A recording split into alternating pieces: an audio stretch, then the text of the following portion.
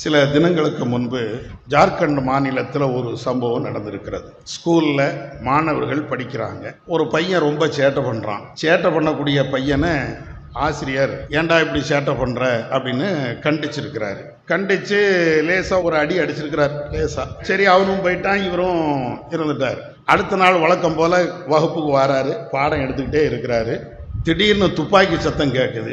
பார்த்தாச்சுன்னா இவருடைய தோல்ல துப்பாக்கி தோட்டா பாயுது. யாருடைய தோல்ல? ஆசிரியருடைய தோல்ல.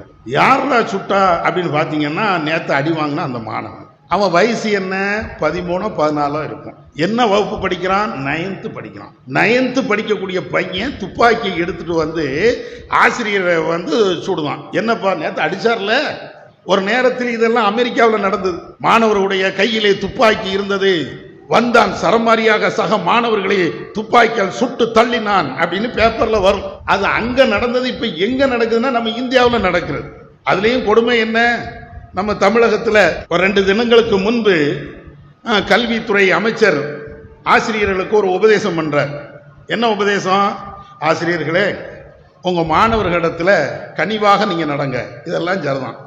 அதோடு சேர்த்து என்ன சொல்றாருன்னா, மாணவர்கள் படிக்கவில்லை என்றால் அல்லது அவங்க ஏதாவது கடுமையான சேட்டைகள் செய்கிறார்கள் என்றால் எதிர்மறையாக திட்டிராதீங்க. எதிர்மறை அப்படின்னா என்ன அர்த்தம்? முட்டாள் படிடா அப்படின்னு கூட சொல்லிடக்கூடாது. முட்டாள்னு கூட சொல்லிடக்கூடாது. ஏன்னா அது எதிர்மறையான வார்த்தை இல்லை. நீ மக்கு மாதிரி இருக்கியாடா அப்படின்னு கூட சொல்லிடக்கூடாது. வேற என்ன சொல்லணும்? ஆசிரியருக்கு திட்டத்துக்கு வார்த்தையை தேடிட்டு இருக்கிறாங்க. ஏன்னா கல்வித்துறை அமைச்சரே அப்படி சொல்லி கொடுக்கிறார். எதிர்மறையாக மாணவிகளை திட்டிராதீங்க.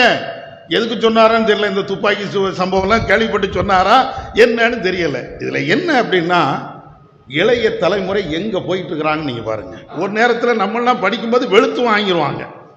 இன்னைக்கு அதை மாதிரி அடிச்சாங்கன்னு வைங்களேன், அவ்வளவுதான். வாத்தியார் அதோட வேலையும் விட்டுறணும், ஜெயிலுக்கு தான் போகணும். ஏன்டா படிக்கலன்னு கேட்க முடியல. என்னை பார்த்து நீ கேட்டுருவியா?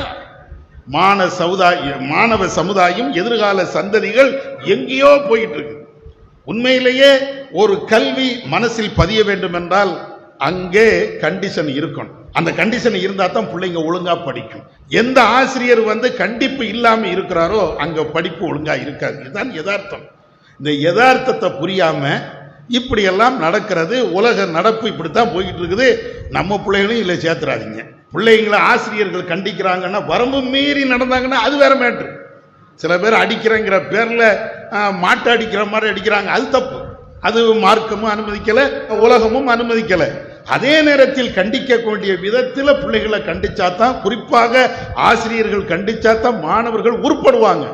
அதை நம்ம பிள்ளைகளுக்கும் சொல்லிக் கொடுக்கணும். ஏதோ பிள்ளைங்க ஆசிரியர் சத்தம் போட்டாங்கன்னு நம்ம போய் நிற்க கூடாது. என் பிள்ளைய சத்தம் போடுவியா? என்ன சத்தம் போட்டாரு? உன் பிள்ளை மேல என்ன தப்பு இருக்குது? அந்த நியாய அநியாயத்தை உரசி பார்க்கணும். இல்லை என்றால் நம்ம பிள்ளைகளும் தான் நாசமா போவாங்க என்பதையும் நாம புரிந்து கொள்ளணும். வாஹிர் தவானா அல்ஹம்துலில்லாஹி ரப்பில் ஆலமீன். அல்லாஹு அக்பர், அல்லாஹு அக்பர்.